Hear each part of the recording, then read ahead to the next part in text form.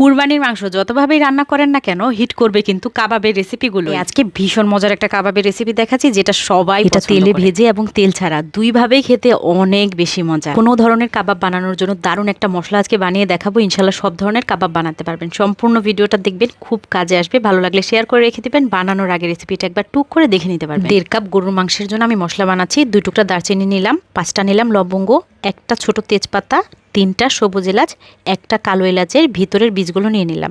6 থেকে 7টা কাবাব চিনি নিচ্ছি। গোলমরিচ আধা চা চামচের মতো, সামান্য একটু জয়ত্রী নিয়েছি, আর একটা জয়ফল ভেঙে ভেতরের 6 ভাগের 1 ভাগের মতো নিয়েছি।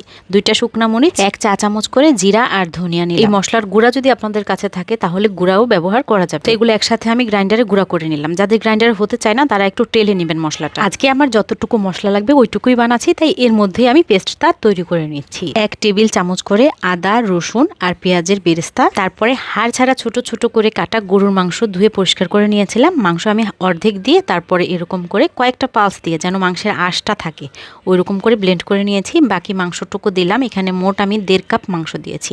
2টা কাঁচামরিচ, একটুখানি পুদিনা পাতা, একটু ধনে পাতা আর 2 পিসের মতো পাউরুটি দিয়ে আবার ওইগুলোকে একটু ব্লেন্ড করে নিলাম। 1.5 কাপের মতো মাংস ব্লেন্ড করতে আমার 2 থেকে 3 বার দিতে হয়েছে, কারণ আমি ব্লেন্ডারের একেবারে ছোট জারটা দিয়ে করেছি। যাদের ব্লেন্ডারে বেশি জায়গা আছে একসাথে সব দিয়ে দিলেও হবে। এখন একটা ডিম, 1 মুঠোর মতো পেঁয়াজ কুচি, 1 চা চামচ লবণ দিয়ে সবকিছু খুব ভালো করে মেখে নিলাম। এই মিশ্রণটাকে যে কোনো শেপ দিয়ে এখন কাবাব বানানো যাবে। আর এভাবে কাবাব বানিয়ে একটু ব্রেড ক্রামে গড়িয়ে তারপরে ডিপ ফ্রিজে ফ্রোজেন করেও রাখতে পারবে। মাসখানেক পর্যন্ত এভাবে রাখা যাবে। ডিপ ফ্রিজ থেকে বের করে সরাসরি এয়ার ফ্রায়ার অথবা চুলায় দিলেও হবে। আমি প্রথমে এয়ার ফ্রায়ারের মধ্যে দিলাম, সামান্য একটু তেল উপর থেকে শুধু ছিটিয়ে দিয়েছি।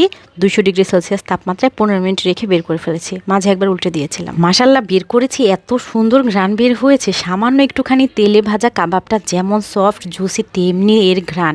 TQI-এর এই এয়ার ফ্রায়ারটা এত বেশি কাজের। আমি নিয়েছি স্ক্রিনে যে পেজটা দেখতে পাচ্ছেন এখান থেকে। আপনারাও চাইলে অর্ডার করে ফেলতে পারেন ঘরে বসে। কিছু কাবাব আমি ব্রেড ক্রামে গড়ানোর পরে ডিমের মধ্যে চুবিয়ে তারপরে তেলের মধ্যে দিয়ে দিয়েছি। আর এই ডিমটা গোলানোর সময় একটু লবণ আর গোলমরিচের গুঁড়া অ্যাড করেছিলাম। মিশ্রণে কাবাবটা চুবিয়ে সরাসরি গরম তেলে দিয়ে দিয়েছি। প্রথমে 2-3 মিনিট একটু বাড়তি আছে ভেজে তারপর আঁচটা কমিয়ে এরকম গাঢ় বাদামি করে ভেজে নিয়েছি। আর হ্যাঁ, চাইলে ডিমের মিশ্রণ ছাড়াও এই কাবাবটা ভাজা যাবে। তবে এই জালি কাবাবটা বিভিন্ন দাওয়াতের প্রোগ্রামে যদি রাখেন সবাই অনেক বেশি পছন্দ করবে। এটা পোলাও বা কাচ্চির সাথে সার্ভ করলে দেখতেও অনেক ভালো লাগে আর মাশাআল্লাহ খেয়ে সবাই প্রশংসাও করে। জালি কাবাবের উপরটা হালকা মচমচা আর ভেতরে একদম জুসি ভাব।